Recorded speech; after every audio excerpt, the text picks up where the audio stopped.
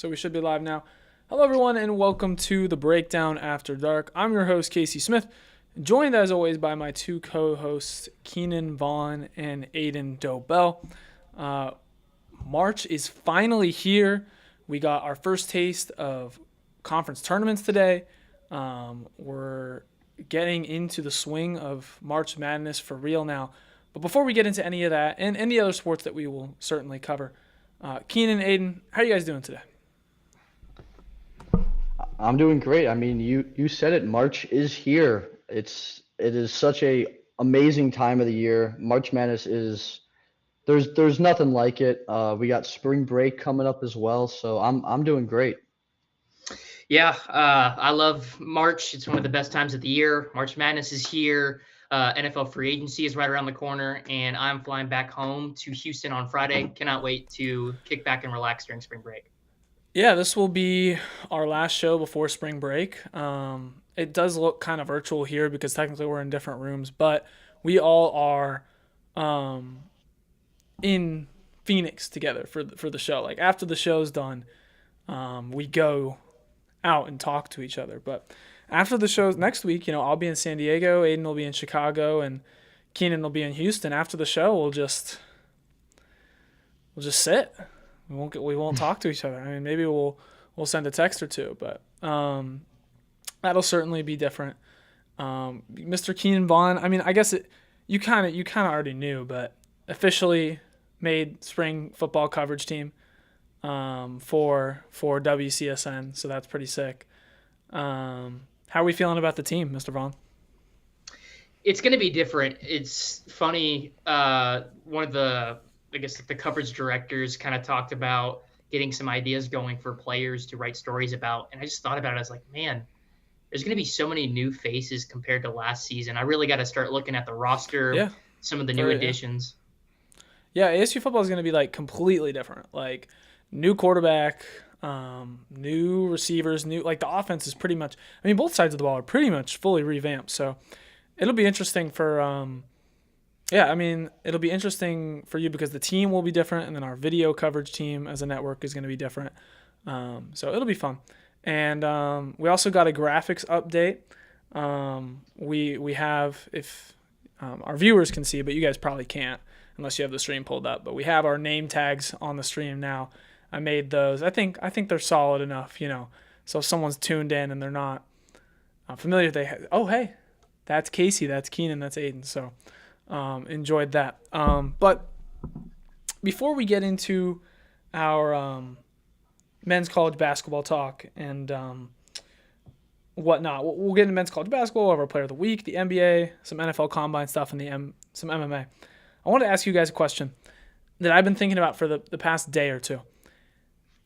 How tall, with your current skill set, okay, so you retain all of the same abilities, you retain all of the same movement and fluidity and everything, would you have to be to A, make a Division I college basketball roster, and B, make the NBA? And for reference, I'm the best basketball player out of the three, and then it would be Aidan and then Keenan. Keenan doesn't really play at all. Aidan plays a decent amount, but you played in middle school a bit. And that's the highest level you got too. And then I played in high school, but I didn't play a whole lot. But I have gotten a lot better since high school, I would confidently say. Yeah. I want to hear what you guys think for yourselves first. I'm not a great scorer, but I can rebound and defend decently. I feel pretty comfortable saying I'd have to be a solid seven footer to make a Division I basketball team. Yeah. Because at that point, like, even if I can't really score, if I'm 7 feet tall, I'm gonna be rebounding and blocking shots. There's 300 college basketball teams in the nation. You're telling me, I mean, we were watching earlier today, we were watching the first game of the Horizon League tournament, and it was Cleveland State and Indiana. IU Indy. IU Indy. Their center was 6'6". I'm sure you could make the roster as a 7-footer, irregardless of your skill limitations, because you'd still move pretty well, like especially for a 7-footer. Like I'd be one of better moving 7-footers on like a small school. Do you remember your 40 time well. in high school? I think the best that I ran was 5.1 maybe. I don't know. Okay, have we gotten faster Not very since good, then? but Have we gotten faster? I think so. Yeah. So And you've if I had to got a guess, maybe decent. if I had to guess between probably 4.8, 4.9, something like there. Okay, and you've got a solid vert. Yeah, exactly. Like I can grab the rim easily. So if I was 7 feet tall, I wouldn't really have to have much of an offensive bag. I would just be dunking the ball. You would be very stringy though. It would be very. Oh, You would get. I'd be a beanpole. Oh I'd my get god! bullied in the post. You would be like what? I don't know if you guys remember Chet coming out of college. People were like, "Dude, he's just gonna get eviscerated. He's just gonna get rammed into." They're like, what happens when he goes against like Embiid or Jokic? And clearly, it hasn't really mattered. But that's what you would be like. Okay, Keenan, what do you think? Oh God. I feel like I mean, I didn't play like basketball. The last time I played organized basketball was I was maybe 10 years old. But let's just say that if I was on my high school team, and I was just say I don't know 7 feet 2 inches, I think that would at least put some D1 teams on notice. You get my current skills. Yeah, I feel like I get maybe like an offer, but with my skill set, bro, any chance of the NBA, non-existent. I would be playing D2, D3. I think another concern, unfortunately, with Mr. Vaughn is the injuries. The injury stuff. The ankle issues that So you're saying if you're 9 feet tall, you're not making the NBA. You're not making a roster. You're Robert Wadlow. You can stand and dunk the ball and you have jumping. your current mobility. So if I was 9 foot, I don't care. I don't care if if I never even touched a basketball, an NBA team is at least going to look at me. Yeah. Bro, all you have to do is just catch the ball and then just put it in the rim. I mean, if you're 9 feet tall, you're gonna get, and you can if you keep the movement stuff, you're gonna get 10. You're gonna get 10 rebounds a game just standing there. And imagine you get paired up with a really good passer, like a lob thrower. Just throw the ball up. I mean, it's gonna be really hard for people to contest you. I would say personally, I think for D1 hoops, I think I settle on, and let me know if I'm being wild, but I think I could make a D1 roster at 6'9", 6'8". I think I have enough skills to make a roster as a forward who could kind of shoot, could do some passing stuff. I wouldn't be particularly amazing at anything, but I think the jump to NBA would be kind of ludicrous because yeah. It's such a significant jump. So yeah, I think if I was 6'9", I think I could get on the worst D1 team maybe. If to make the NBA, I would legitimately have to be I mean Taco was 7'6", and barely made the league. So, and I think I've got more mobility stuff than Taco, but he's got to has better touch around the rim and stuff, and shot blocking instincts. Just because you're tall doesn't mean you know how to block shots. So I might have to be 7'7" to make the NBA. I feel like the gap between NBA and D1 is maybe bigger. Solid because D1 is very suggestive. Because Air Force is a D1 school. They have 3 wins on the year. That's kind of the level. Whereas NBA, is just such a jump. I would have to have such a size advantage because at 7'7" and the mobility I have, I could get up and down the floor, block some shots, grab some boards, be valuable enough.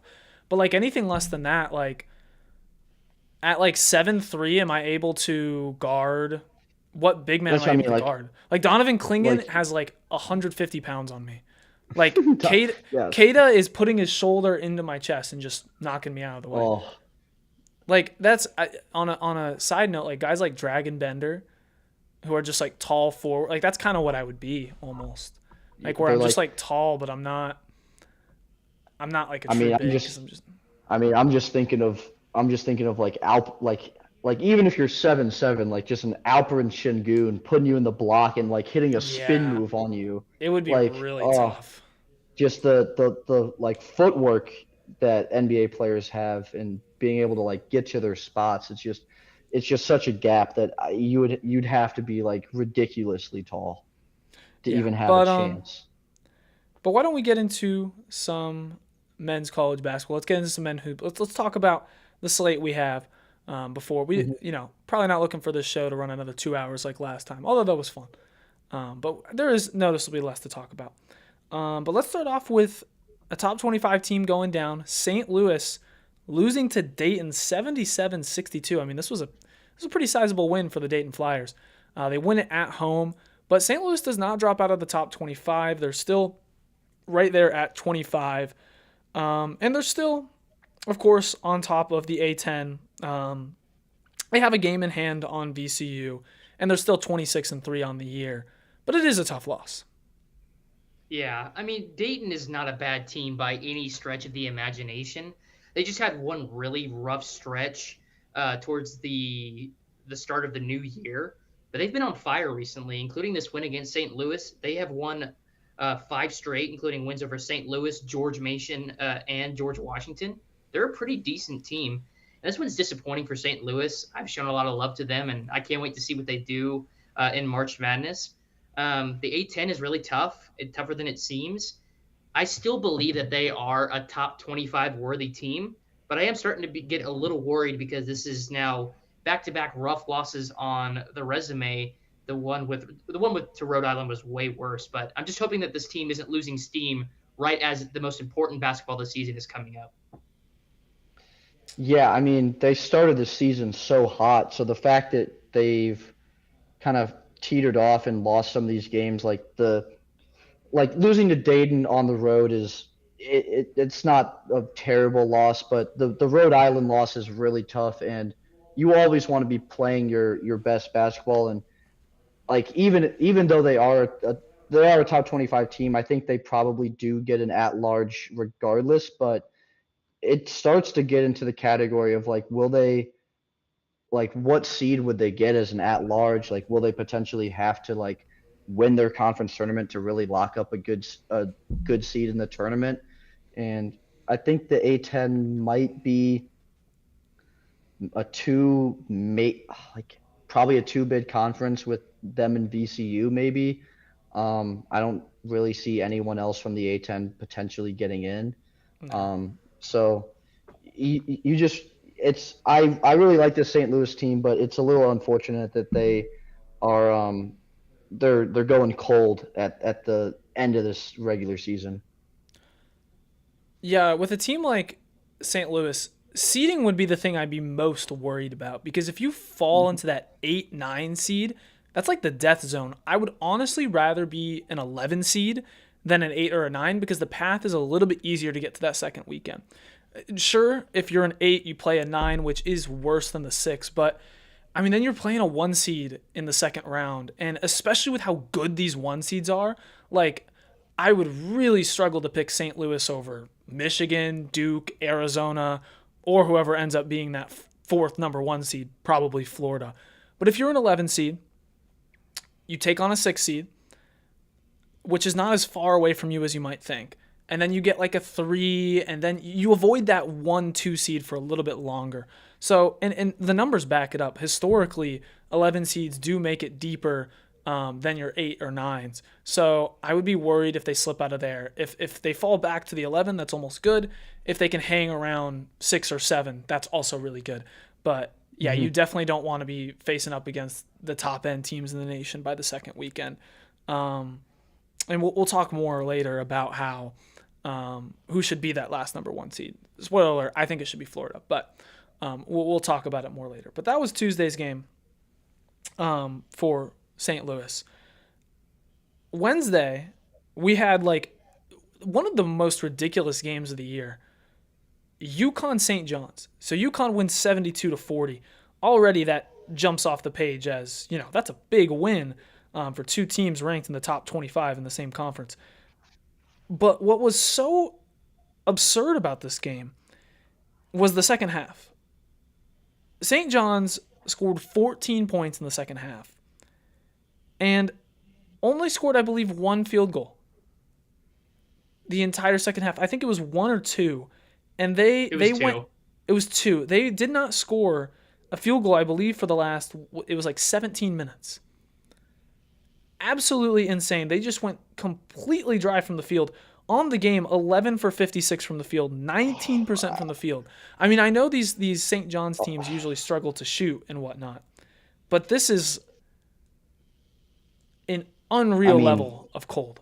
I mean, 11 made shots in 40 minutes of basketball is like, it's hard to like comprehend how bad of an offensive output that is. Like I know UConn's a good team, but I mean, 11 of 56, and you have that stretch in the second half where like you said, they went 16, 17 minutes without making a shot, and it feels like I'm kind of just watching the same thing that I watched last year with the St. John's team, and maybe that's just a theme with Rick Pitino's squads where like you're a good team and you have a great defense, but you just have these games where you just cannot score, and it really worries me once St. John's gets into the tournament. Like depending on who they get matched up in, they could get matched up with a good offensive team and just get ran out of the gym offensively.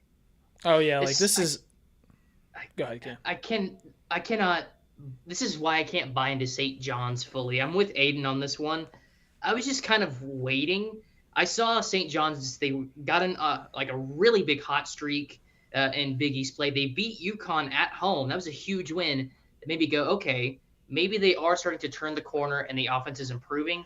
This game is making me fall all the way back down to really doubting that this St. John's team is going to go anywhere this March.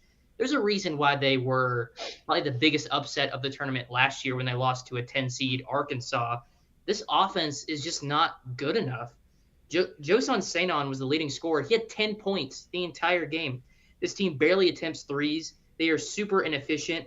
Bryce Hopkins went 3 of 14 from the field. That cannot happen. I'm just not buying into St. John's this time. I'm not being fooled around this time. Yeah, when you're looking at upsets come tournament time for these top end teams, you're looking at teams that go on cold streaks like this, that like will lose their hotness and can get punished on the other end by another team scoring a lot of threes. And that's what St. John's is. That's why they lost last year. That's why I think they'll probably handle business in the first round, but would it be crazy to say that like a really good three-point shooting mid-major team comes out and just smokes them in the first round or second round? No, it's not crazy. Like they could get washed. Yeah, I probably wouldn't pick them any deeper than the Sweet 16, and even the Sweet 16, I'd struggle a little bit. Like it's starting to feel like a stretch just with how cold that this team goes offensively. Any given night. Because it just takes thing one with St. John's is like last year, even with St. John's, I would say that last year's St. John's team was much better than even this year's version. Even with last year's team, I think that was still a major concern, is like this team is so good defensively, but they just have these stretches where just no one can make a shot for this team. And I feel like we might see that happen again this year, where they get a rough matchup versus like a mid-major squad that can really score, and they just don't have the offensive firepower. Yeah, I would be really worried about it. But I guess we'll see come tournament time what St. John's can do. They're like a Big East version of San Diego State on a bigger level, where their defense is even better, but they go on even worse cold streaks somehow. It's kind of unacceptable as a top end team. But as we move into Saturday's games, got another upset. St. Mary's beats Gonzaga 70-59.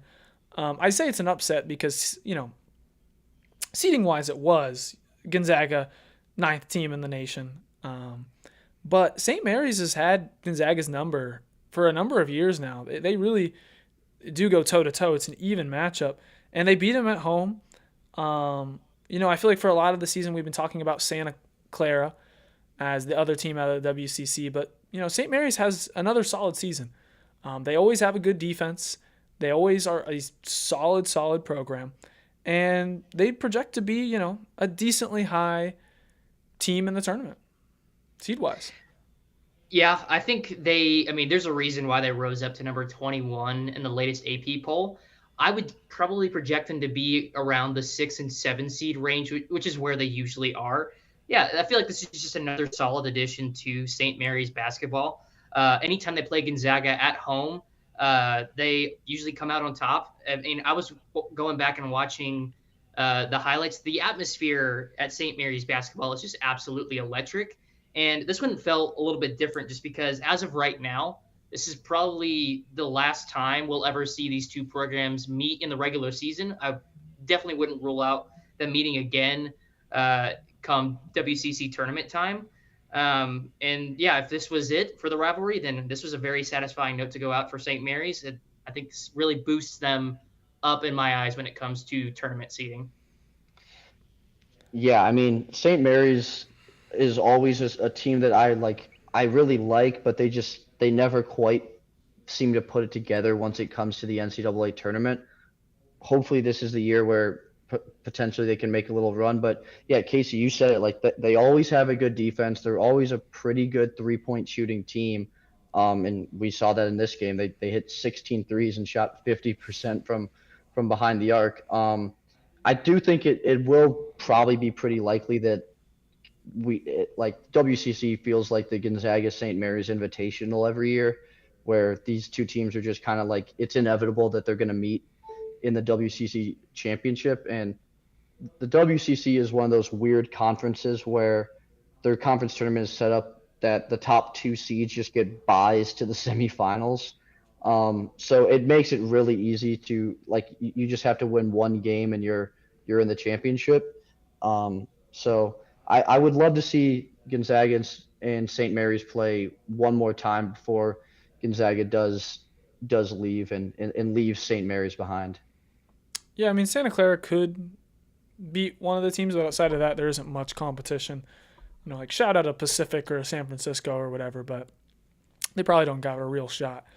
But yeah, it'll be interesting to see how the WCC is afterwards. I kind of just imagine it is the same situation, but it takes a peg down where St. Mary's is the Gonzaga of the conference and Santa Clara is like the St. Mary's, and not that much changes. I kind of wish St. Mary's went to the Mountain West, and maybe they still will, or the Pac-12, because I feel like the new Pac-12 is really gearing around being a basketball conference. Why not bring over St. Mary's? But we'll still have to see how it settles out, because I feel like that'd be really sick. We talked about this earlier, Aidan, where I thought it would be cool. I mean, it's never going to happen because teams just wouldn't agree to it, but like a promotion relegation system with the West Coast. Like you have Pac-12 is the best conference, and then the Mountain West, then the WCC, then the Big West. I feel like that's how it's going to be, but then there's like a couple, like St. Mary's would belong higher, New Mexico probably higher, and like Fresno State probably belongs lower, but it'll be interesting to see the new conferences. Air Force goes down to the Big West. Yeah, Air Force, yeah, probably down to the Big West. Maybe San Jose State goes down to the WCC. You can certainly sort it out. But continuing with Saturday's games, West Virginia beats BYU 79-71. We got to see a big chunk of this one, Aidan.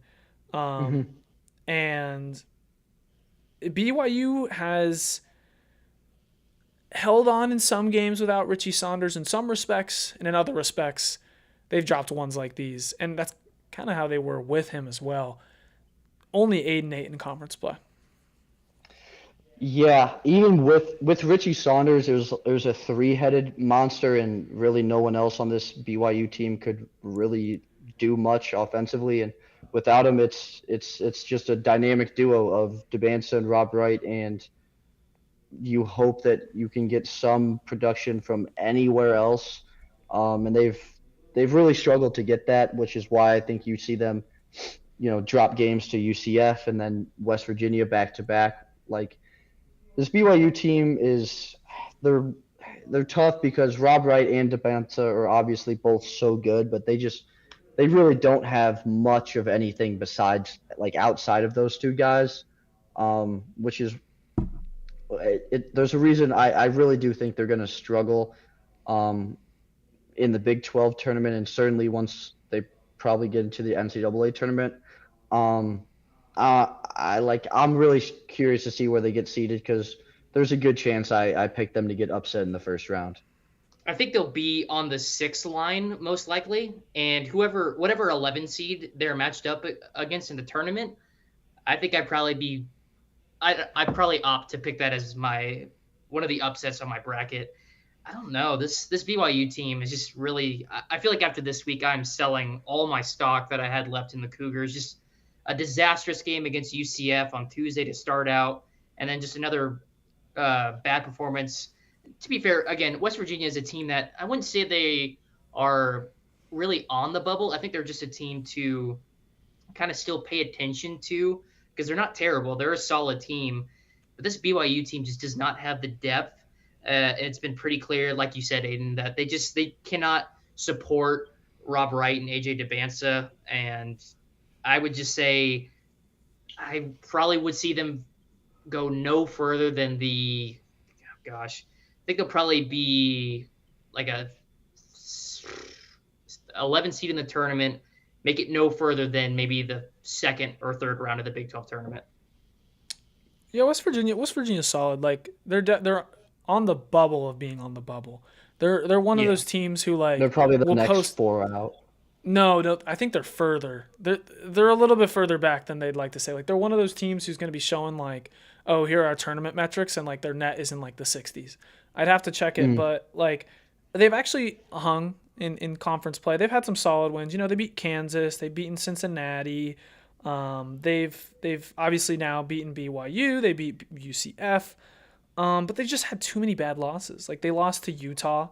They lost the Utah to loss is really bad. They lost to Xavier. They lost to Clemson. They lost to Wake Forest. They lost to Ohio State. Really, they didn't have any sort of significant wins in their non-conference. Their best non-conference win was probably Pitt, which is... Pitt's really bad too. Not a very good team, but they're a power team. So by default, like it's probably their best non-conference win, unless you want to say... Yeah, I really don't see any other team that you could even really argue, unless you're a big Coppin State fan or something. I don't know. But so they're on the bubble of being on the bubble, so they don't really have a chance at the tournament. But they're also not a team you can like super look over. So yeah, tough loss for BYU, and I will be selling them come tournament time. But sticking in the Big 12, Arizona beat Kansas bad, 84-61. This one was really not close at any point. Man. Like, there's a reason why I picked this team to go to the Final Four. They're just one of those teams where if you catch them on the right day, when everything is clicking, this team can go all the way. But, man, their floor is this game, and it was bad. I know Arizona is one of the best teams in the entire country, but what happened? Badunga, 1 of 5. Taylor, 1 of 6. Peterson, 8 of 21. This offense can just be so inefficient at times. The defense just isn't there. Darren Peterson turned in – I know he gets a lot of hate. He turned in a fine performance, 24 points. I just feel like he needs a little bit more help from his supporting cast. They just cannot have performances like this if you're going to inspire for a push to go far come March Madness. Yeah, I mean this Kansas team might just be like the most up and down team I've probably ever seen. Like they have games where like they've beaten Houston, they've beaten Arizona this year. Like at times they look like world beaters. They look like the best. Like they have games where they look like the best team in the country, and then they have games like this where you're just like, man, this Kansas team is not nearly as good as people say they are. Like they just struggle offensively at times. They have these periods where they just go really cold. And the defense of Kansas usually is pretty good, but against a squad like Arizona where they can just kind of dominate inside, Floyd Badunga is definitely probably going to win. He's going to win Big 12 Defensive Player of the Year. But outside of that, they don't have much of an interior defensive presence. This Kansas team is just really weird. I still really like them. I picked them as one of the potential teams to go to the Final Four. But they just cannot have games like this. They need to just be more consistent offensively. Yeah. And then a team sticking in the Big 12 again. Texas Tech beat Iowa State 82-73. This was also Saturday. This was in a string of games we watched, Aidan. And it really surprised me. Like, I thought once they dropped Toppin, I thought Tech was kind of going to be screwed. But they gave the business to Iowa State at Iowa State as well. I kind of lumped them in with BYU, or like, I'm going to count them out, but maybe not as much. I don't think you should write Texas Tech off after this. I think they've proven a lot in this 3-game winning streak. I mean, do keep in mind that this is a team that lost to Arizona State, which that is a loss that's hard to shake off your resume. But this is a team that is good enough to beat number 1 Arizona. That was with JT Toppin, but without him, they still went on the road to Iowa State and came out with a 9-point victory. That shows how talented this team still is with guys like Christian Anderson and Donovan Atwell. I would absolutely put this team down as a sleeper, maybe a potential 2 or 3 seed that I would have going to the Final Four. Yeah, like they're still a really good team. They have a really good coach. They Grant McCaskill is a phenomenal coach. Like he really, really is. Mm-hmm. And they shot the lights out versus Iowa State. They shot 58% and 48% from 3. Like this team still has a lot of talent. Christian Anderson is one of the best guards in the country. Donovan Atwell he's gonna have to take on a much bigger role, but at least from what we saw with this Iowa State game, it seems like he's ready for it. So I was kind of ready to just say, man, Texas Tech is gonna be one of those teams that you're gonna ask what could have been? What if they still had JT Toppin? But maybe it doesn't matter. Maybe they're still able to kind of right the ship and band around each other and still be a really, really good team. Yeah, I don't think I'm ready to say they're my sleeper yet, because they were my sleeper before Toppin, but then he gets hurt, and then I was super off them, and now I'm just in a spot where I'm going to wait and see. They got TCU tomorrow at home, got to handle business there, and then they have away at BYU, and then they have the conference tournament. I'm going to see how they do there. I'm going to evaluate them, and we'll see where I pick them. I would still struggle to say Final Four, just because with Toppin, without Toppin, it would be hard to go on a 4-game stretch. But Sweet 16, certainly Elite 8, yeah, maybe. We'll see. It's a team that I'm very, very interested in. Because, yeah, as you said, Aidan, they've got great coaching. When you have that, when you have solid guard play, it can take you really far, even if you're losing out on your best player. All right. JT Toppin just raises he raises the ceiling, but he also just raises the floor so much of what this Texas Tech team can be. Yeah, all right. Second to get last game of Saturday for us to break down. Duke puts the business to Virginia, 77-51. And this was a Virginia team that I was very excited for. I thought they could really go toe-to-toe with Duke. And I still think they could make some noise in the tournament. But, just this Duke team is a wagon. I was so disappointed by this one. I kind of had this fear that they just wouldn't be able to hang with Duke in this game. And boy, was it clear. Just another, not even really just a masterclass by Boozer. It was just another game that shows Duke's outstanding cast around him. I mean, Isaiah Evans was the leading scorer today. 19 points, 7 of 11, 5 of 9 from 3. And this one was just really disappointing from Virginia. The offense was just not clicking.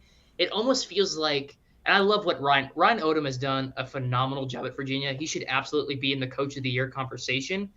But I feel like this Virginia team still has that Tony Bennett style identity where the offense can just completely fall apart when facing a bit more stiffer competition than they're used to.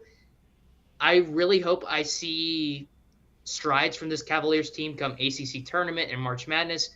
But after this game, I'm a little concerned that maybe Sweet 16 might be their ceiling. Yeah, I mean, this was a game similar to the St. John's game that we talked about earlier, where Virginia just they couldn't make anything. They shot 20% from three and 16 of 55. Like just really rough, and like this Duke defense is probably what makes this team so good. We saw it against Michigan, where Michigan is a team that like they boat race everybody. They score a ton of points every game, but they were held to 63 versus Duke, and since then, like Duke won by almost 50 versus Notre Dame, who isn't good, and then they blew out Virginia. They just won by 30 at NC State. Like this Duke team is just a juggernaut right now, and I think it's in large part due to just how good the defense is for this team. Yeah, well, let's get to our last game. It's Iowa State, Arizona. Just happened, and Arizona really beat down on Iowa State. It's been a rough week for Iowa State, losing, the past 3 or 4. You lose to BYU, Texas Tech, and Arizona, and you do beat Utah. But if you're not beating Utah, what are you really doing? And I will say, it sucks. I'm an ASU guy. It sucks to see Arizona do well. It sucks to see them just, smother Iowa State pretty much all game. Their offense never got going. 19 for 65 from the field. Horrible inefficiency. But Cole Pete kind of sucked, so that's that's all right. That's not horrible. I mean, I'm just not. I'm not buying it. There's just something about Iowa State that I'm just not buying. Like everyone keeps telling me, I just keep seeing everyone talking about Iowa State. They're probably going to be a 2 seed come tournament time. Everyone keeps talking about them as a national championship contender. There's just something that I'm just not getting. This offense to me just isn't national championship worthy. I mean, don't get me wrong. Like Joshua Jefferson is really, really good. But I just question how, again, this is another offense where the efficiency is not there. Jefferson went 2 of 17 today. 2 of 17. 0 of 5 from 3. That is horrible. I know that it's usually like fluky bad shooting, but that is just horrendous. And then twofold, man, this Arizona team, it hurts to say, but man, you just have to admit this team is amazing. This team is really good. Yeah, like it's tough. You like being an ASU guy, you don't want to have to be like, yeah, Arizona's really good, but they're really good. I mean, they from top to bottom, like Toby Awaka is probably he dare I say he's the best 6 man in the country. He took 2 shots today and was maybe the best player on the court. He had 10 points and 15 rebounds and 2 blocks. Like he is just Arizona just beats you up inside offensively and defensively. They make it really tough to get any good looks, and they just dominate. Like every game, I feel like if you look, Arizona probably won the rebounding and the points in the paint matchup. Their size makes it so difficult on teams. Well, Arizona's basically a lock to be a 1 seed at this point, as is Duke and Michigan. But that last 1 seed is kind of still up in the air. I alluded to it earlier. I think Florida's pulled away a little bit. Iowa State was probably in the conversation. Maybe not so much anymore. Purdue probably just recently got their chances taken away. Gonzaga got their chances taken away by losing to St. Mary's, and they probably didn't just because they weren't going to be able to get enough good wins. Which really leaves Florida, as I said, and then I guess Houston, UConn, maybe Illinois. Yeah. No, I don't think Illinois really has a path. I think it does come down to those 3 teams, Florida, UConn, and Houston. Arguably, to me, it comes down to just 2 teams. I think this is a race between UConn and Florida for the final 1 seed. And I'm going to have to agree with you, Casey. I think if it was up to me, I would give Florida the final 1 seed. This team is on an unparalleled run right now. They look unstoppable. I understand the SEC isn't as good as it was last year. This team blew out Alabama, beat Kentucky, blew out Arkansas last Saturday. This team is on fire, and considering that they have a great coach in Todd Golden and they have the experience and knowing what it's like to win it all just last season, I think this team should be the number 1 seed. Also because I'm not buying, again, UConn's another team, I'm not buying it. I saw those losses to Creighton. I saw that loss to St. John's. There's just something about the Huskies and keeping it close against teams like Seton Hall. There's just something about the Huskies that I'm not buying it. They're not 1 seed worthy.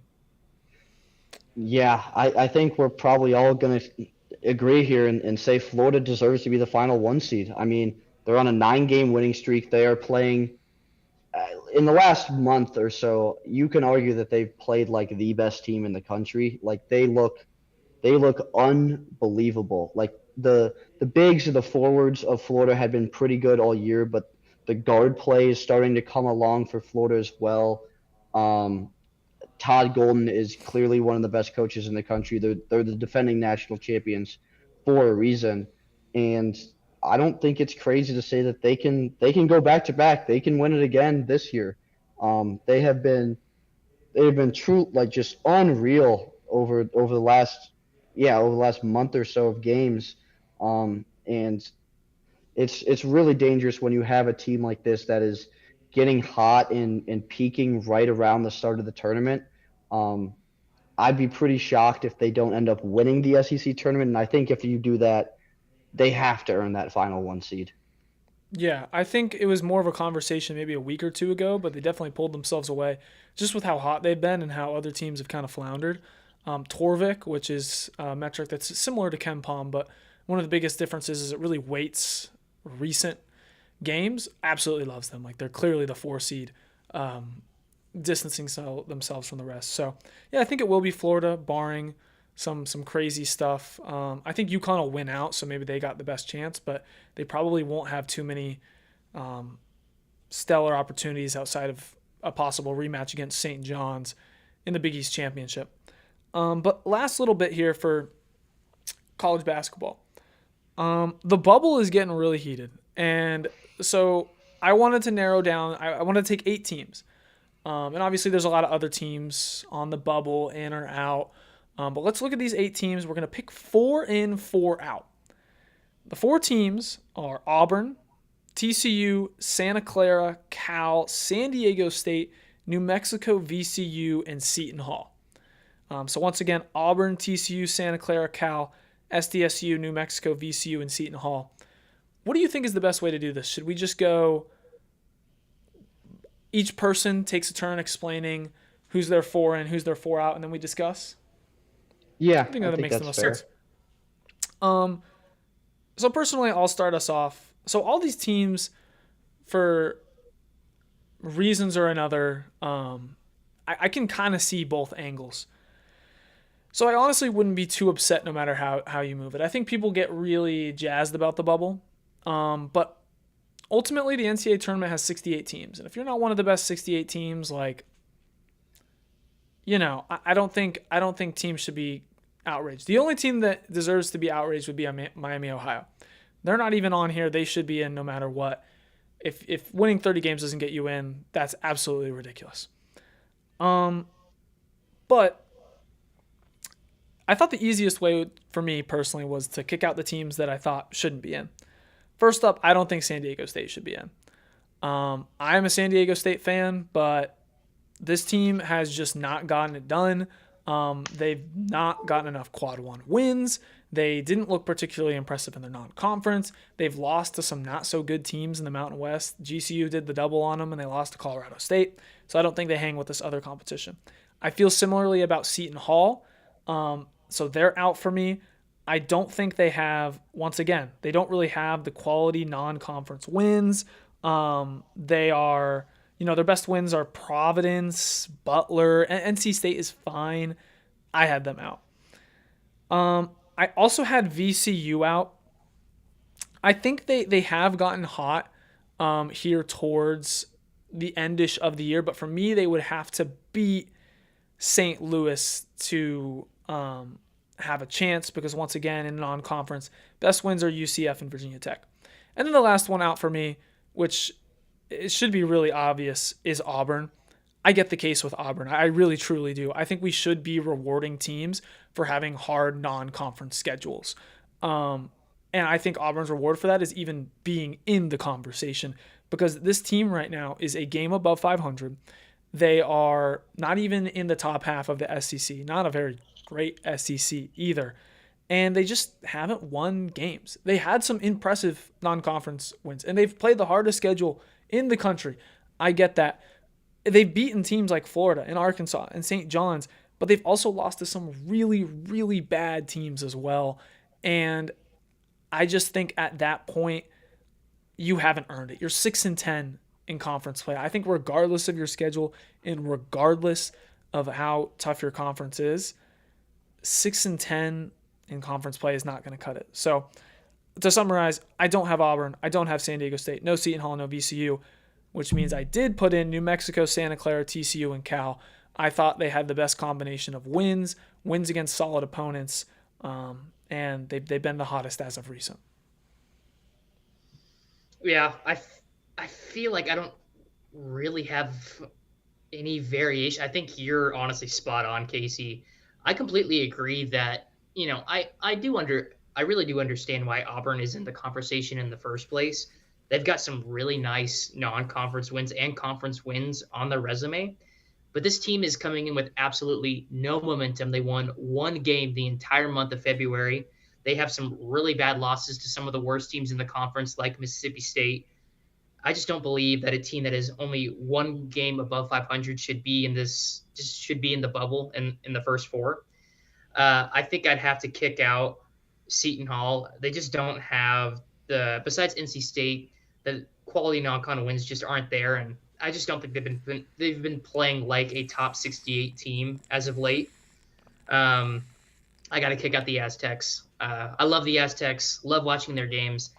Again, another team that when I watch them, they just do not scream top 68. And also, I've watched those GCU games. I watched the Colorado State game on the road.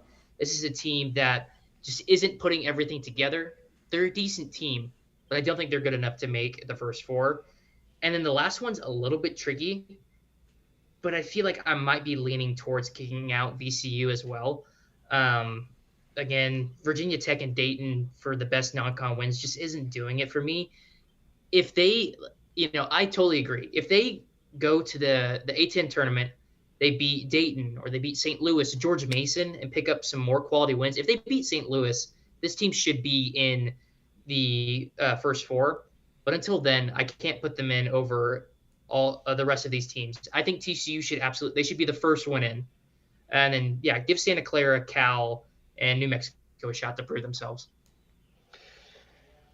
Yeah, I think we kind of I really went back and forth. I struggled trying to figure out where to put all these teams, but I think we kind of all agree with the four teams that should be in, being Cal, Santa Clara, New Mexico, and TCU. Like San Diego State they're a fun team, but yeah, like you guys summed it up well. They haven't put it all together, and like their losses are really, really bad. Like the loss to Baylor and the loss to Troy at home, and then the blowout loss to Colorado State. Like they just have games where they just look really rough and just not like one of the teams that should be in the tournament. Their offense goes stale. The defense is always going to be elite for these San Diego State squads, but the offense is just really rough. And it kind of varies who has like that number one scorer. I really like this Cal team. They've been pretty good in their quad one games, and they have some pretty good wins versus UCLA, Miami, and North Carolina. I think that does enough for me to put them in over a team like a Seton Hall or a VCU. And I'm not even going to mention Auburn. I know that they have, the great strength of schedule and the quad one wins, but when you're one game above 500 and you're 6-10 in conference play, I don't know that there can be an argument for you to get in. Like they've lost to Mississippi State, Ole Miss. Like they've lost to the worst in the SEC. They've lost to really bad teams. I do like TCU getting in. I think I talked about it a little bit before, but TCU has some pretty good wins this year. Like they've been a pretty solid team. They beat Iowa State. They beat Oklahoma State. They went to overtime with Kansas.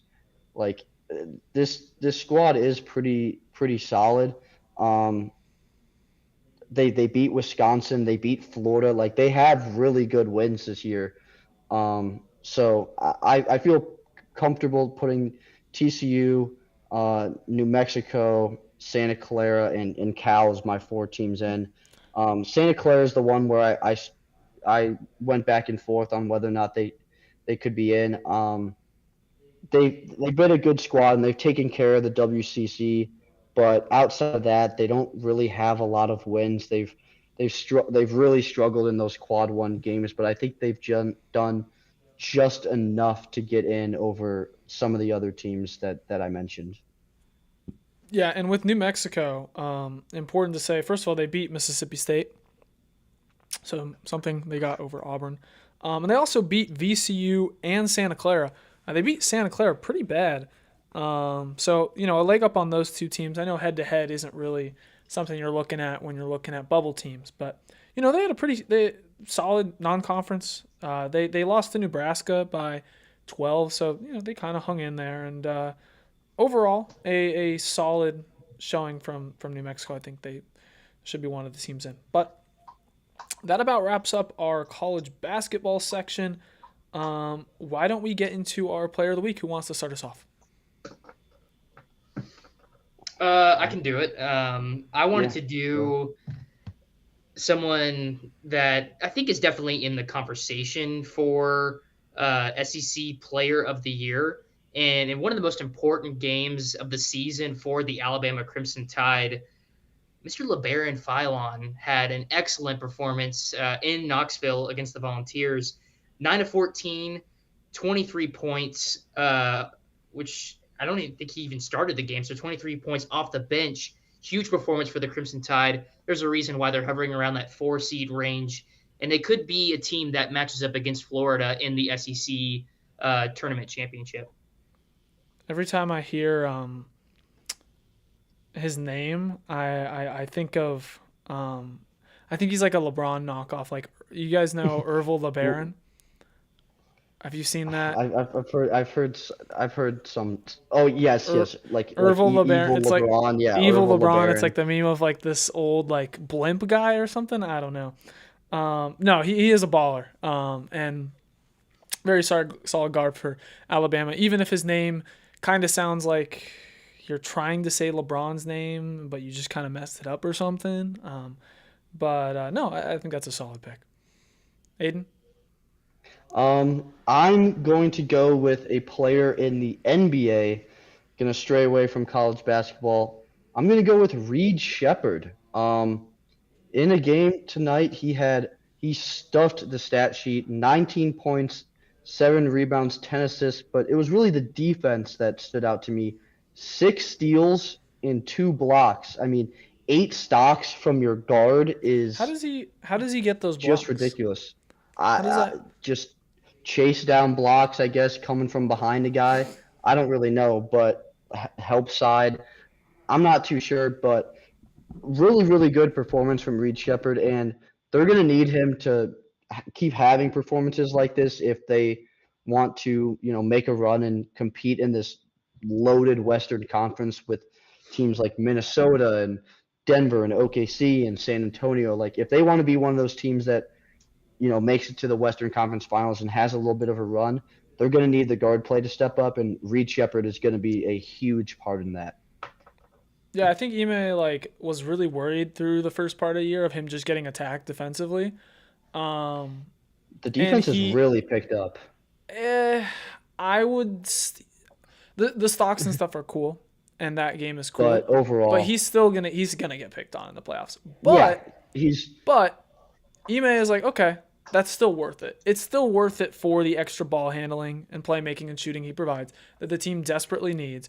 And I think they have the infrastructure where they can pick that up. Like, the trade-off is worth it. He's going to get targeted. He's a small guard, but he's going to do just enough. He's going to hold up. Other players are going to come in. They're going to fill the gaps. Amen's going to fill the gaps. Tari, KD, they're going to fill the gaps where they can.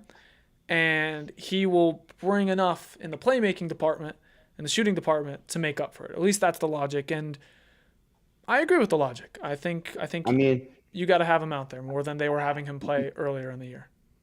Yeah, like your worst defender is obviously going to get like singled out once you get into the playoffs. It becomes more apparent. Like, guys, offenses run their sets at the other team's worst defender significantly more than they ever will in the regular season. But I think he'll be good enough, and yeah, I agree. What he provides offensively, ball handling and like creation wise, is so important, because while they feel like they want Amen Thompson to be that player, he's never going to be that player for them. So if Reed Shepherd is able to kind of step in and fill that role, I think that is extremely valuable. It's such a shame they lost Fred VanVleet.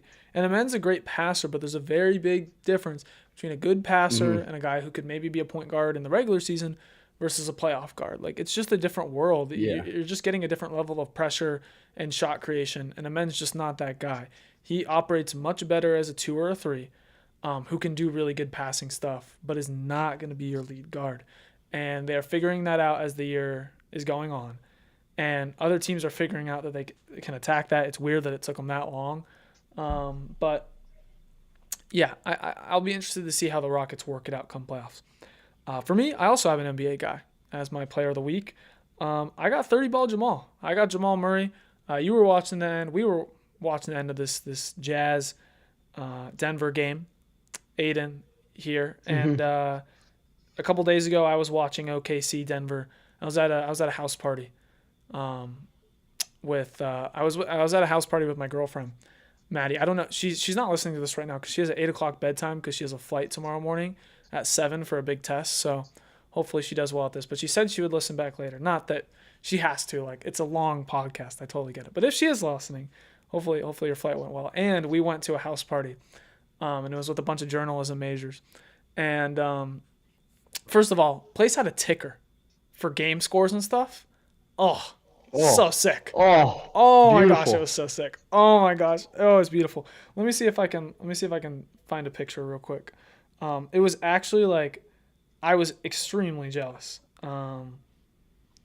Let's see. You can't really see it that well. Yeah, I don't know if this is gonna even like. See, it doesn't. You can see that there's a ticker if you look. Yeah, but it's not showing very well. But anyways, there's a ticker, and the game was on, like, the Nuggets OKC game, and she was very confused that a sports game was on at a party, and I'm like, hey, it's sports journalism majors, like that's what's gonna happen. Everyone's gonna have a game on. But regardless, they went to OT, and Jamal was great. 39 points, 8 rebounds, 6 assists, 7 threes made. And then tonight against the Jazz, 45 and 8 on 92% true shooting. Got to the line a bunch, knocked down a lot of threes, 8 for 13. And he's having genuinely a career year. This is the best year of his career. Yeah. First time he's ever been an All-Star. So you can't say Jokic has never played with an All-Star before. 25 points, 7 assists. Like, he's doing the playmaking stuff. He's scoring very well. He's just having a great year. He's 29 years old. He's in the prime of his career. He is balling. Usually saves it for the playoffs, but right now he's doing it in the regular season.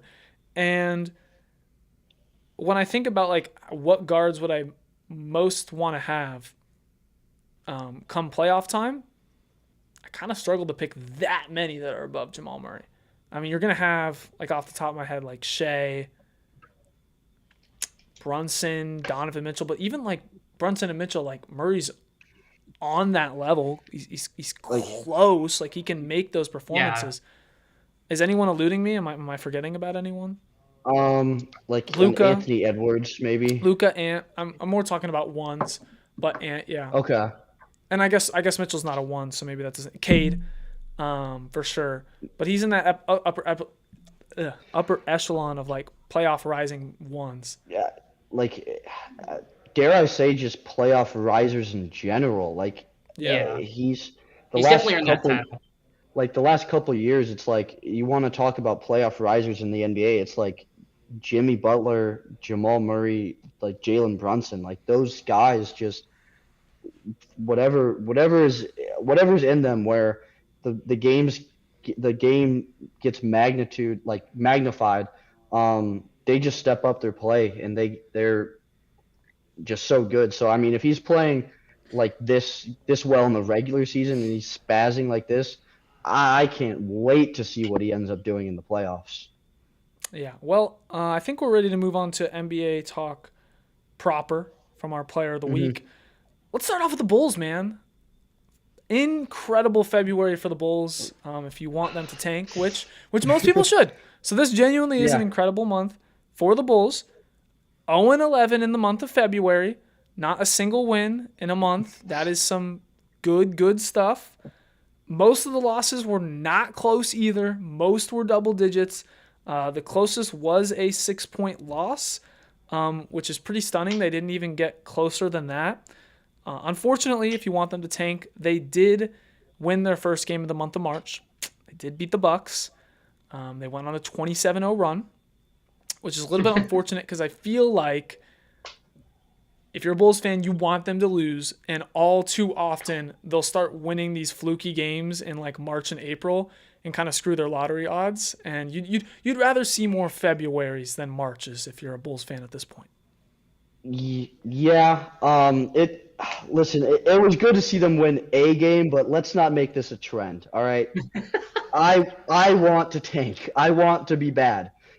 Like way too often with the Bulls. Like I've said it for forever. They've been in basketball purgatory where they're never good enough to really be a true contender, but they're never bad enough to get like a top 10 pick. This year is a great draft class, and they can really get one of those top picks. I want to keep losing. Shut Josh Giddey down. No more Josh Giddey. All right, he's too good. He's gonna make our team too good. Okay, we're gonna win just enough games where we're gonna end up with.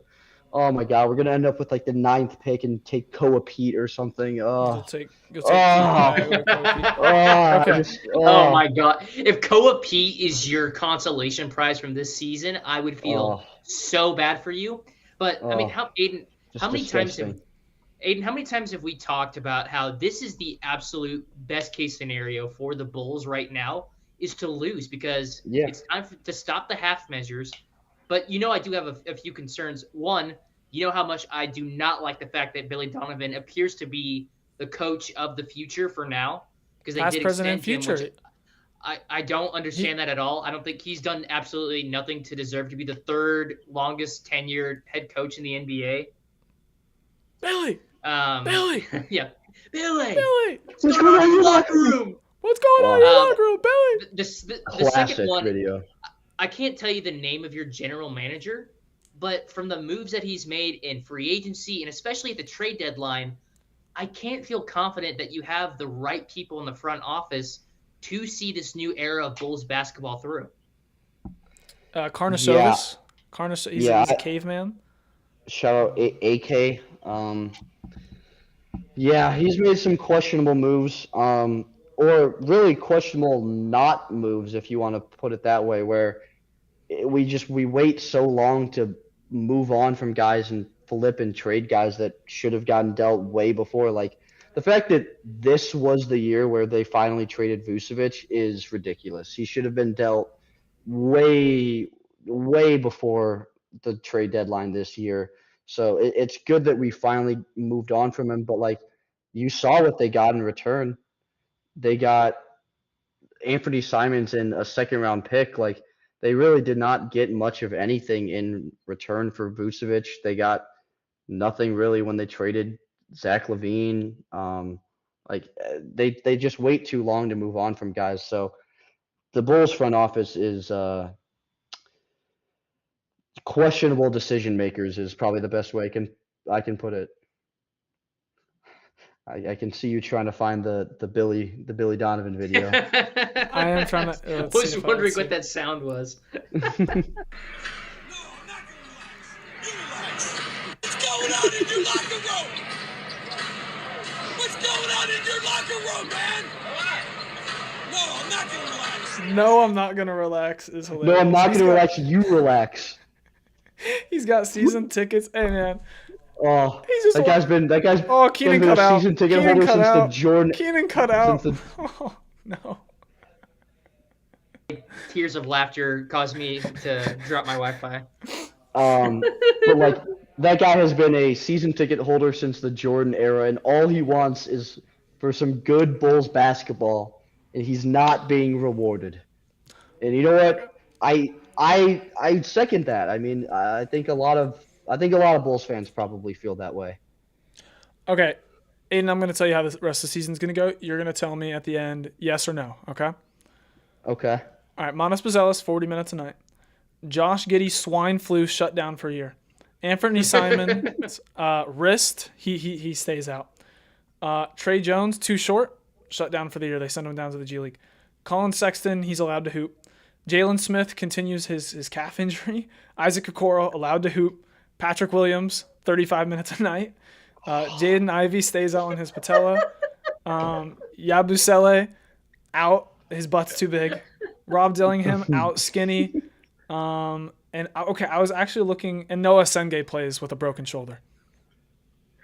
So you're running out. I mean, it's a Sengay, Patrick Williams, Okoro, Sexton, and we'll throw out Yuki. Yuki can be sixth man. I mean, what a lineup that would be. Shout Isaac Okoro, tank commander, I guess, in that situation. Every maybe. tank I needs really its know. commander. Every tank needs a good commander. I don't really know who the tank commander for this Bulls team is right now, but every tank needs a good commander, and I'm serious about shutting down Josh Giddey for the rest of the year. I don't really want to be winning too many more games. This is one of those drafts where there are so many good prospects. I want the Bulls to be able to potentially have a top 5 picks, and I think if you have a Josh Giddey in the lineup, they're going to win just enough games where they're going to end up with the 7th or 8th pick again and lose out on some of these real top prospects. And I think the best part about this draft for the Bulls is that you look at it, it's a really, really solid draft. You can still get really solid guys towards the back end. And it's very rich and deep in guards. Most of these guys are guards. Just what we need. And the Bulls don't have a whole lot of guards right now that are built for the future. I mean, unironically, we have a lot of guards. We have a ton of guards on the roster, but a lot of them are on the last year of their deal. Anthony Simons and Colin Sexton will not be – I feel pretty confident saying they will not be on the Bulls next year. So, yeah, we got to replace them somehow. Let's take another guard. But they need to build around Patrick Williams is the cornerstone that they need to build around. He is the centerpiece. I think genuinely Patrick Williams is going to be done after this contract. I don't think he would get picked up by another team. Who would even pick him up? On a minimum. I don't even think he'd get picked up on a minimum. I feel like there's some bad contracts in the NBA. Patrick Williams legitimately might be the worst contract in the NBA. 7 points a game. 7 points He's a game. paid How much is he making? $20 million per. Oh my god, dude. That's good. And he's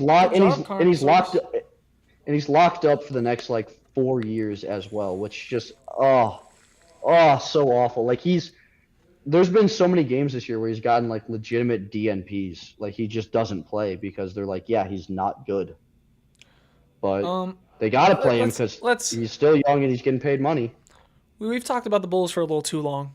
Yeah, they're gonna get shut down for the next month. No Bulls March. We'll call it.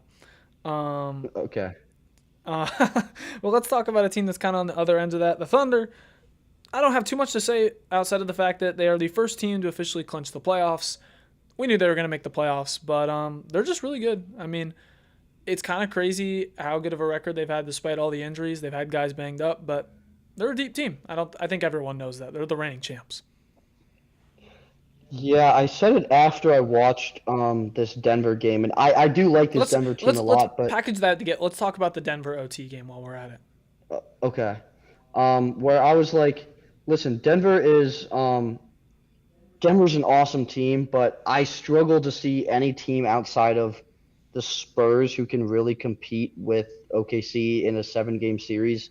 Maybe Denver can just because they have that playoff experience and San Antonio doesn't. They did take OKC to 7 last year, but like I don't know, dude. This OKC team is just they're so good. They're so deep. Their defense is so good. I really struggle to see who else besides the Spurs who sort of had their number this year and maybe Denver being able to beat them. I don't think anyone else in the West really has a chance against this Thunder team. Yeah, I mean, the fact that they have the luxury of taking Jared McCain off the bench is crazy. This team is just crazy stacked in terms of depth. I do agree, though. Like, I think the Spurs do kind of offer legitimate competition. But, I mean, the Thunder at this point they're just a wagon. I mean, we know what SGA brings to the table. He's unbelievably consistent. You got Jalen Williams, Chet. Again, you got guys like Caruso and McCain on the bench. Probably the 1 seed. Will it be as smooth as last year? Could a team like Denver or the Spurs really take OKC down to the wire in the playoffs this year? Who knows? But I think we know that they're the cream of the top, the cream of the crop of the Western Conference until proven otherwise. I mean, it wasn't necessarily smooth last year either. I mean, Denver took them to 7. I was going to say, I know Denver took them to 7. They swept the Grizzlies, and they beat the Timberwolves handedly 4-1 in the Western Conference Finals. But, the Nuggets did take them to 7 last year, and the Pacers took them to 7 last year in the finals as well. So, it was still a tough fought championship. That OT game with Denver, I mean, we didn't see both teams at full strength. Like, Nuggets didn't have Gordon, Aaron Gordon and Peyton Watson, and the Thunder didn't have J-Dub.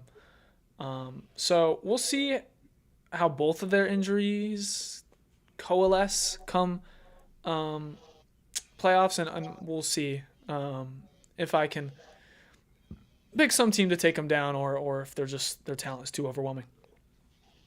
In other news, Jonathan Kuminga with his first 3 games with the Hornets, 27, 17, and 10.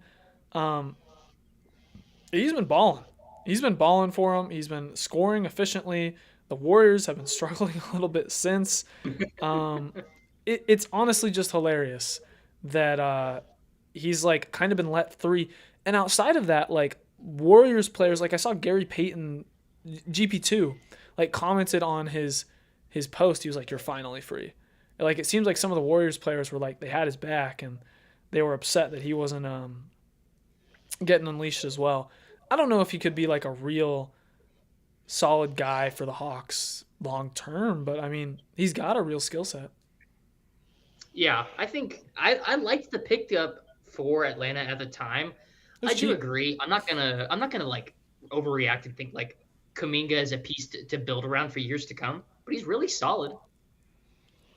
He was worth the investment. They didn't give up a lot for him, and I think it's a low risk type of deal. All right, last little bit of NBA news. Sorry, I just wanted to comment on the Kuminga like contract stuff. He's still only 23, and he has a club option going into next year where it's about $24 million a year. And I mean, if he's playing as well as he has so far for Atlanta, you would have to assume that they want to be able to pick that up and keep him around and maybe look to extend him. I mean, he's still really young, so maybe he's a part of that future with Jalen Johnson as well. I don't really know, but I do really like the Kuminga pickup for Atlanta. All right, last little bit of news. Garland makes his Clippers debut today. That game was kind of going on as we've been talking, so I didn't get to catch all that much of it. I got to see bits and pieces of some Garland play. And just looking at the stat sheet, played 23 minutes. He came off the bench as he's still getting active. 12, 2 and 2, 5 turnovers. Like it seemed like it was pretty rough, but he's getting back into the swing of things. I'm not looking into it too much. I'm just happy to see that he's actually playing in the first place, A. And B, that the Clippers won. They won against the Warriors, which is big because they're trying to jump them in the standings. Yannick Konan-Niederhauser has been pretty sick recently. I hate on him. Maybe it's got to stop. But, now the Clippers, they're at 9. They're a game ahead of the Blazers. Game and a half back of the Warriors, 5 of the Suns. Probably just going to be impossible to get out of the plans because they're 7 games back from the Lakers. But, honestly, if they can get up to 7, I would, and they play like the Spurs or the Rockets, I think that would at least be an interesting series. I think it would be, it would make you think. I probably still wouldn't pick the Clippers, but with all the issues and clunkiness of the Rockets and the fact that the Spurs still have some pretty suspect shooters, Kawhi himself alone could probably take a game or 2. Yeah, I agree with that. I mean, after watching the Rockets go head-to-head with the Clippers back in early February, I think they would definitely make it interesting with Houston if they were matched up. And I agree. I mean, Kawhi alone just raises the ceiling of this team, considering what's around him. It's kind of funny looking back. I just wanted to make sure that Garland got traded. We are 3 days removed from the Garland and Harden trade being officially a month old. And just today, he made his Clippers debut. But it's just good to get him on the court. Like you said, Casey, it's good to let him warm up, get back up to speed. And I'll just be really curious to see how he performs the rest of the season and kind of where he fits into the plans of the Clippers going forward. And also another important thing, Brandon Pajemski had 20 in the first half. There's an account on Twitter that back in 2024 said they won't tweet again until Pods has 30. Well, he had 20 in the first half, but he only had 2 in the second. Ended with 22, so he will have to continue his hiatus on tweeting. But anything else on the NBA before we get to some combine stuff in the NFL? Only thing, we talked about a potential Clippers Spurs series, and I do agree that would be really interesting. And just the Spurs are such an interesting team because they've been so good this year, but they still, like you said, they have questionable suspect shooters, and they just do not really have the playoff experience. So I really want to see what they look like in that first round in a 7-game series. Their ceiling and they're all over the place of where the Spurs can end up kind of making a run in this year's playoffs. Yeah, I think the shooting was what really scares me the most. With Castle, Harper, Fox, all out there, they're all suspect shooters. And their supporting cast guys are pretty suspect shooters. So I would be interested to see how the Clippers or any team really could exploit that. But let's get into the NFL. We just had the Combine. I'm not super tapped into the Combine. Personally, I think the Combine is still very important, and I think seeing those times and that raw data is important. But overall, I do kind of have a belief that if you don't see that speed on the field in college, just because you run a fast 40 time doesn't really mean that much. You already had that time. Us getting the data isn't really changing anything. So if that speed isn't showing up on tape, that is what matters more to me. And I think more often than not, when you see these guys jump a bunch in stock due to their combine numbers, it works out less often than it does in what I have seen. I would say generally you don't really see the top guys jump that much from their combine stuff. Like Jeremiah Love is a good example. He ran a great 40, but we already knew that he was fast. If you turn on any game, you can tell that he's fast. And you have weeks and weeks to train to run in a straight line. It's not that great of an evaluator of how fast a guy truly is. I think where you see, potentially the 40 and some of these combine athleticism drills really matter for guys. is some of like the day 2, day 3 guys. They can potentially really boost their stock because teams are like, all right, well, like later in the draft, teams want to try to take a chance on some of these guys that just have the really good athleticism. But for some of the top guys, the drills is really what matters more. Like the athleticism stuff, like you kind of already knew that these guys were really good athletes. Yeah, and I think certain drills matter more than others. Like I think yeah, for sure. More of the like agility, seeing them move in space type of drills matter more than like a raw 40. Or like I wasn't a big fan jump. of Worthy going really high just because he was fast, because he did look very fast to me in college, but it didn't translate to that much production. And he's been solid, but like, has he quite lived up to being a first round pick? I don't think so. No. Especially considering how devoid of talent that receiving room has been. So I'm just a little bit hesitant on that. But no, it's still cool to see Jeremiah Love like run a 40 and be super fast. And it's still cool to see some of the bench press stuff or some of the bag drill work as they're moving around. I thought Jordan Tyson's I don't know if you guys saw the drill. I don't even know what it's called, where they like run in a line and catch the ball as they're the gauntlet drill. He looked insane on that. Like he didn't lose any stride, and like that's impressive to me. Like that's I feel like you could still see that on tape, that he's really good with yak and he runs in stride, but it's kind of cool seeing it in a drill. Yeah. I would say I view the combine as more of like a supplement, like I think it's just a good addition to a player's resume heading into the NFL draft. I do not think that a team should base a player's potential solely on how he shows out at the combine. I really value, especially considering some positions like offensive lineman, I like seeing what the measurables are. That's really important to me.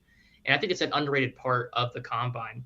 Like for Jeremiah Love, I mean, he was going to be a first round pick regardless. He could have not shown up to Indianapolis. He's still going to be a first round pick. But now that he had a blistering 40 time and just incredible showing at the combine, I would say he's now pretty much locked himself into most likely going in the top 10.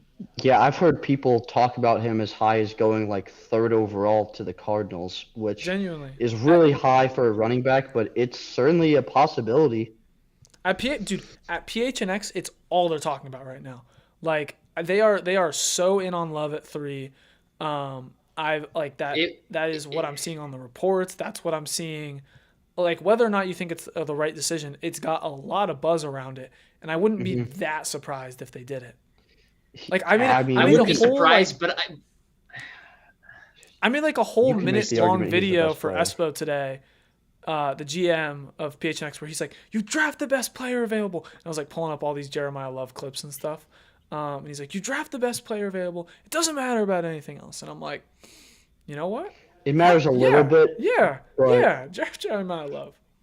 You can certainly argue that Jeremiah Love is the best player in this draft. Like he is so good, but he plays running back, so it makes it a little questionable. But I do think positional value is less important in the draft, and I also think the positional value of running back in recent years has gone back up as you see, teams run more like too high kind of defenses. You got to be able to run the ball, and it opens up everything else for the offense. So I wouldn't hate the Jeremiah Love pick at 3. I do think that's the highest he goes. I can't buy into that. Now, this is why I don't do mock drafts until after free agency, because we could be looking back, when the draft actually does arrive and the Cardinals have completely like revamped their offensive line. But if we're saying Jeremiah Love goes number 3 right now, that is just not the right pick to me, because it just seems like you would be putting him on a team without an offensive line in place to allow him to be that dominant RB1. It just kind of feels like, I don't know. It feels like you have to build the foundation before you can add a piece like Jeremiah Love. I think he's absolutely worthy of going number 3 overall, but I don't like the fit with the Cardinals. Yeah, I mean, fair. I would understand being excited as a Cardinals fan, but I wouldn't. That's not the pick I would quite want. But I don't think like it's probably not the best pick. It's probably not the highest upside. But I always think with something like that, like I don't think you're gonna regret it. Like, I don't think Lions fans look back on when they picked Gibbs at 8 and they're like, ah, dang it, I'm so mad we have Jahmyr Gibbs. Like, they maybe could have maximized at a different position group, but, like, I don't think you're ever going to be upset as long as they work out. Like, and I do think Love will work out. I think he's one of the best running back prospects I've seen in recent years. But Aidan, you're probably the most locked in on the combine. Tell me a little bit more about some of these other, who might you say would have been the combine MVP? Combine MVP, there's probably two guys you can say. The biggest one is going to be Sonny Styles. He had, I think, the best combine of any linebacker maybe ever. He had a perfect 10 on the RAS, which if you guys don't know, that's the relative athletic score. It takes into account like height, weight, arm length, hand size, all your athletic measurables. So for him to have a perfect 10 is pretty nuts. I mean, 6'5", 245. You know who else had a perfect 10? Who? Anthony Richardson. Yeah. This is true. I'm not saying that either way. Yeah. But that's something we'll get into with the other guy that really showed out at the combine. But Sonny Styles, 4.46, 11.2 in the broad jump, and a 43.5-inch vert at 6'5", 245. It's pretty nuts just how athletic he is, but it's not just the athleticism. Like, he looked really good in the drills too. Like, I wouldn't hate it if you said like Sonny Styles is like maybe the second or third best player in this class. Like, he is so good. He doesn't miss tackles. He's an athletic freak. He's big. He is just such a good player. I would prefer if I was in the the shoes of a Cardinals fan, I would like Styles going to the Cardinals at 3 over Love, just because it's more of a positional need. Linebacker is a desperate need because Zaven Collins has not panned out at linebacker. And Sonny Styles is just an absolute freak of nature. He is a phenomenal prospect. He's got a great IQ. He's got that Ohio State pedigree. I love Sonny Styles as a prospect, and I absolutely agree. I think he is top 5 minimum going into this draft. And I feel like we've talked about this a lot, Aidan. It just really comes down to positional value going into the draft. Do teams really want to take a linebacker that high? Do you think that they can wait for someone like Styles? I think he's going to go top 10, and I think he's going to go high. Yeah.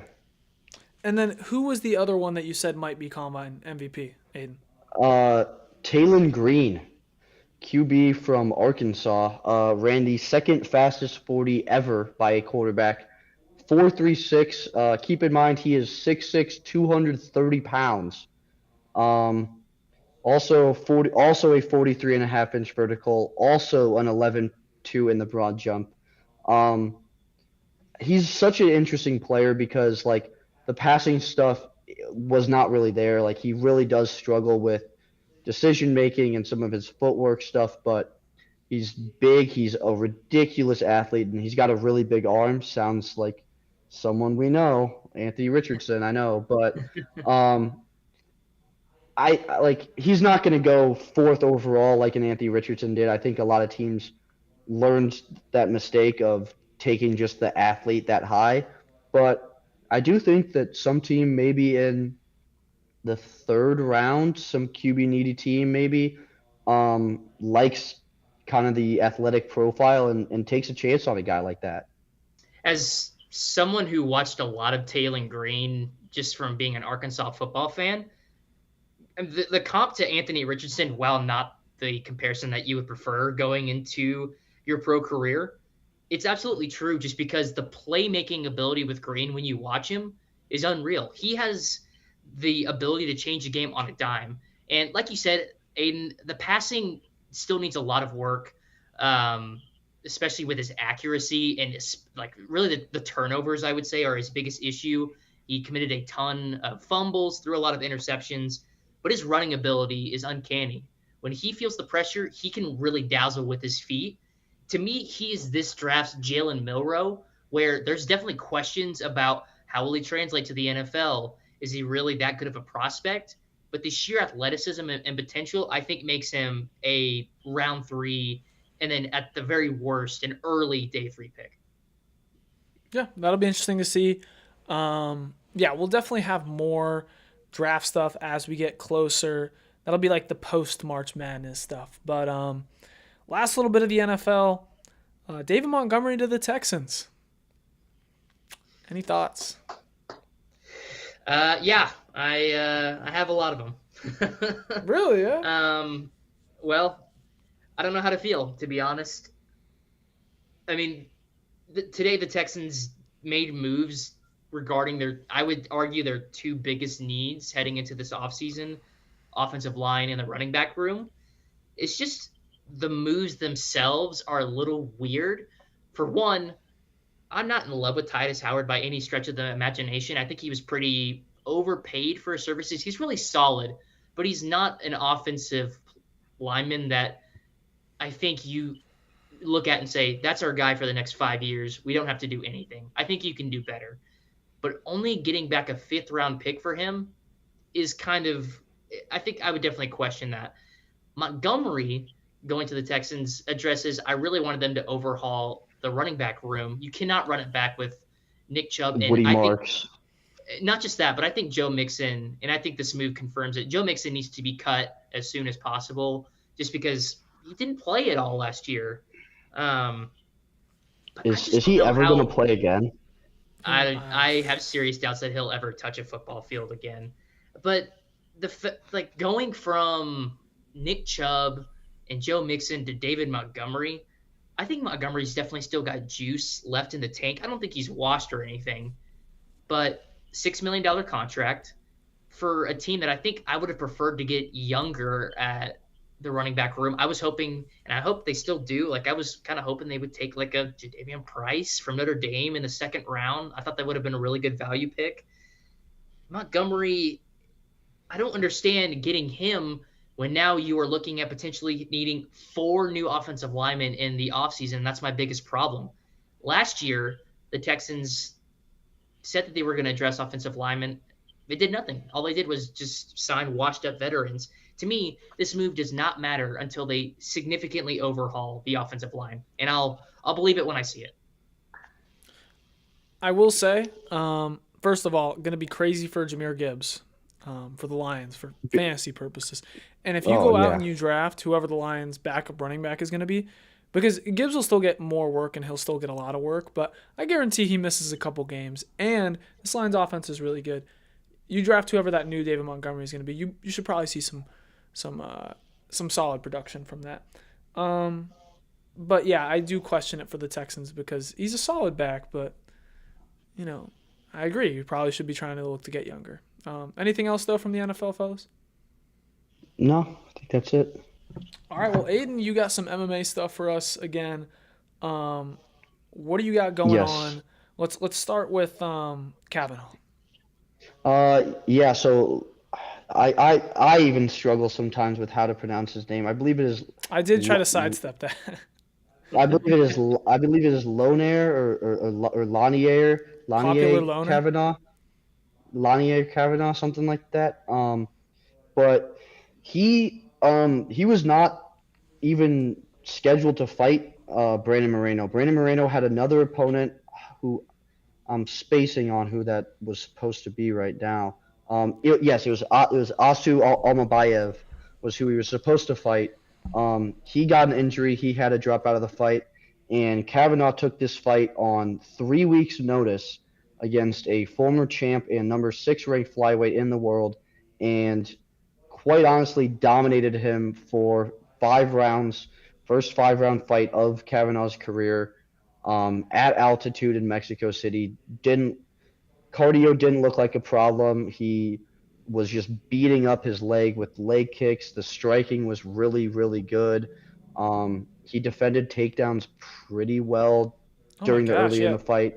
Moreno went 0 for 8 on takedowns. Yeah. So, I mean, Kavanaugh just put on a masterclass, best fight of his career by far. And he's going to be ranked pretty high. Now, I don't know what they want to do with the rankings. Sometimes in fights like this, he just ends up taking that ranking. So if he's number 6, I mean, jumping from an unranked fighter to number 6 in the world is a huge jump. But he deserves it. He's still super young. He's 26 years old. Like, he's got so much potential. And this was just an amazing performance by him. I was pretty stunned watching this fight. I thought the experience of Moreno would kind of just take over and he would kind of dominate, but it was a complete opposite. I think one of the most impressive things you can do in MMA is winning a fight on short notice. Winning a fight on short notice. You're having to all the training, all of the cutting weight, everything gets expedited, and it's just extremely impressive the fact that he was able to win on 3 weeks. That's pretty unreal stuff. And most of the time it doesn't work out so well.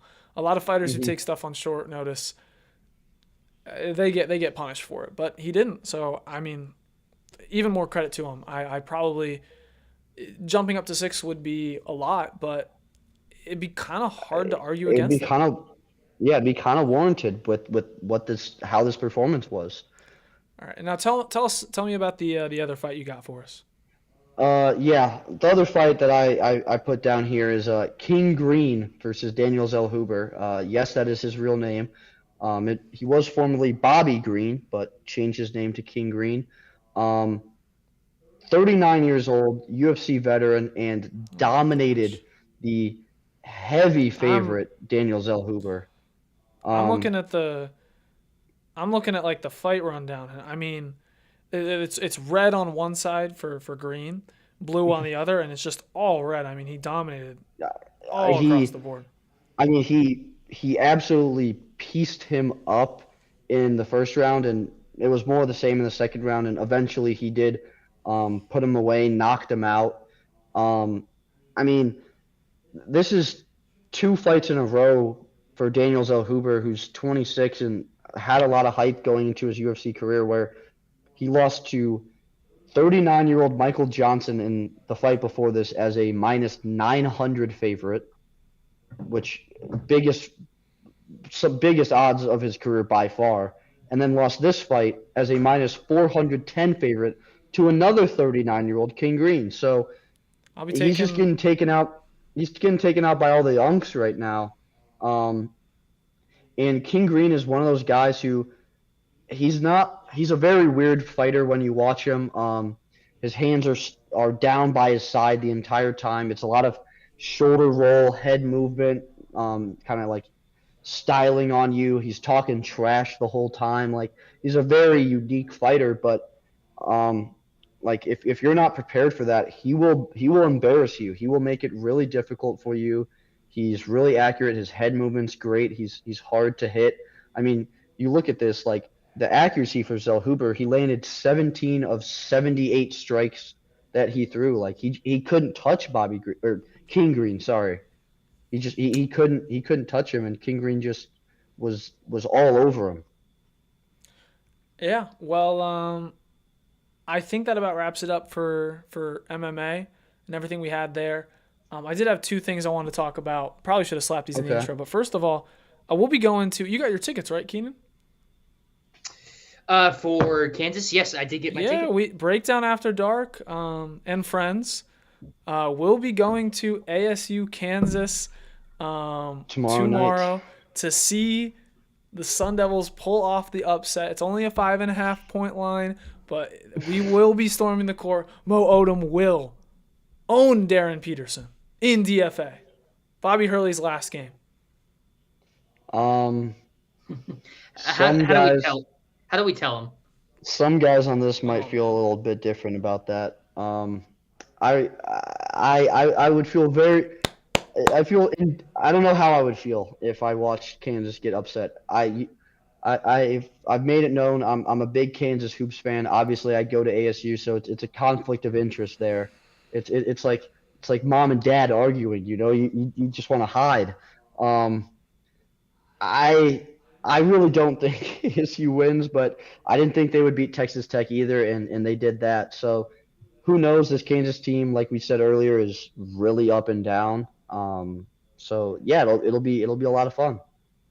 Oh, Bobby Hurley in front of a roaring crowd. Oh my gosh. Oh, I'm so excited. All 2,000 people with DFA on a Tuesday night. Yeah, roaring crowd about that. We're getting front row seats. We'll show up like 20 minutes early. We'll get front row seats. I'm making a sign. I'm making a sign from Darren Peterson. No, you can't. Then you can't be in the student section. No, I know. Unless it's, I'll get like a Bobby don't leave us sign or something, or keep Bobby. Let's not do that. Do it for Mo's sign or something. We can have a sign supporting Mo Odom. All right, that's who we support. Me and Aidan were talking about this earlier. Mo Odom has been my favorite. Mo Odom's been my favorite ASU hooper that I've watched. By the time at ASU, he is my favorite ASU hooper. What do you think, Keenan? Mr. Vaughn, are you there? Oh, I mean, who's your favorite ASU hooper while you've been at the school? Is it Frankie Collins, Joe Sansanin, JQ? Jemiah Neal? But those guys just weren't Sanon and JQ just weren't, like, they were around for 1 year, and I don't know. I feel like it's probably Mo, just because he's had the brightest spot out of the time that we've been here at ASU. He helped us beat Texas Tech. JQ and Sanon didn't do that. Like, the coolest thing they did was beat GCU at the Suns Arena. Cool. That's cool. I don't know. It's probably Mo, but it's not a stacked conversation. I was gonna say that there's not a lot of competition, to be fair. Ace Wolf. Jemiah Neal's a great shout out. Well, it might be Adam Miller. Shout out Adam Miller. Oh, he's so cool, dude. I love Ace Wolf. There's a reason why he was on our fridge for months. Oh, I love Ace Wolf, man. I hope I love seeing him play for Gonzaga. And with Mo too, dude. Like, I'm in the press conferences with him. He's so nice. He's so nice to reporters. Like, he gives great answers. He stays really long. Like, it's such a, you have no idea what whiplash it is from going from Bobby, who, like, you're just terrified, to Mo, who, like, is your friend and, like, joke with you. Like, I'll ask him questions and he'll, like, joke with me. And, like, I think he knows me now. Like, oh my God, bro, Mo Odom knows me, dude. It's so sick. And then the other thing I was going to mention, Keenan, are you at all, and I will be very surprised if you are, but I want to mention this on the pod, are you at all tapped in with the new Pokemon starters? Okay, I don't know if I've told you this. I have never even touched anything Pokemon related in my entire life. No. I'm sorry, dude. I never got into it. I touched more Yu-Gi-Oh cards than Pokemon. No. Oh my God, dude. Okay, they released the new starters for the 10th generation of games, and I need to talk about it with O'Mahony, because O'Mahony loves Pokemon, and one of our friends, and, like, I feel like he would take it really seriously. And they dropped this new, I mean, you can't see it because I'll show pictures on the stream, but they dropped the new pictures of this green owl Brout. He's the new starting. He's so funny, dude. He looks like a little angry bird, and he's got, like, these green eyebrows. And he just looks so mad all the time, and he's so cute and funny. But, like, some Pokemon fans who are, like, take it way too serious are like, oh my God, he's a freaking chud. Like, so I want to see will O'Mahony think it's a funny, cute Pokemon, or will he be mad that we've lost the plot of Pokemon? That will be good to see. I got into Pokemon Go a little bit, but that was about as far as I went. I was always I was much more of a Bakugan guy, if you are familiar with that. I think I know what you're talking about. I'm gonna look that up real quick.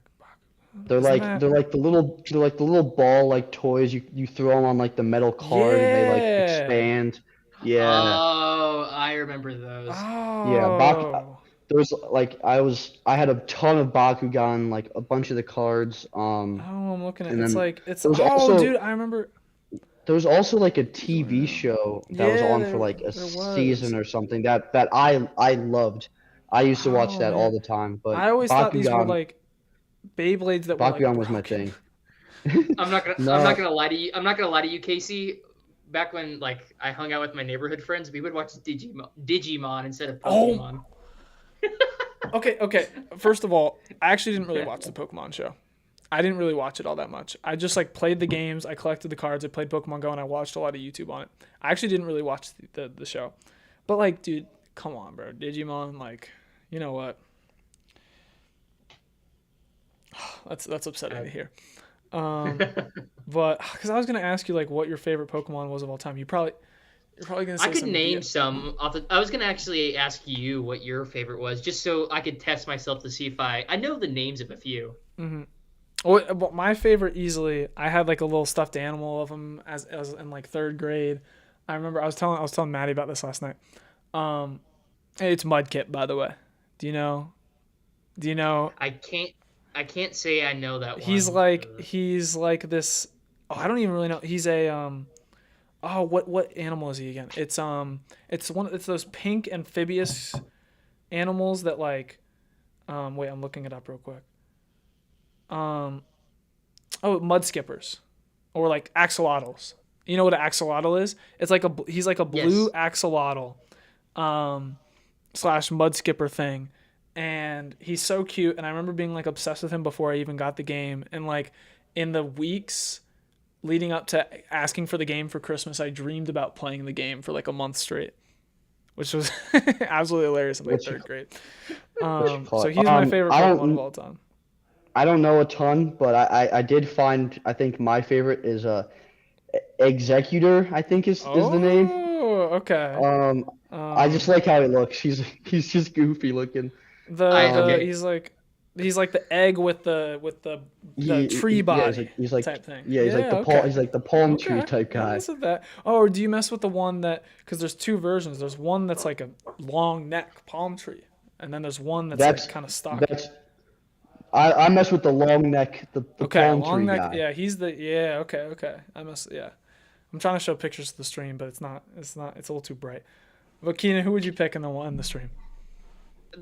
God, like the extent of my Pokemon knowledge goes as far as like Typhlosion. Like that's as far as it goes. Okay, that's the little I don't cool know. I don't know who that is. It's mainly because I do like Typhlosion, but then like there was some crazy news about him that came out last year that was just wild. No, don't do that. Oh, I was hoping you wouldn't say that. So Typhlosion is like this. I don't even know what animal is he. Is he like a? I don't know how to describe him. He's like a rat that has like a fire neck thing, and like, but he's really big. And we're not even gonna talk about. We're not gonna talk about the Typhlosion. I'm sorry debacle. for bringing it up. Ruining my night, man. Screw you, man. What are we doing? All right. Well, that about wraps it up for the Breakdown After Dark. Get some Pokemon ball knowledge at the end here. But thank you all so much for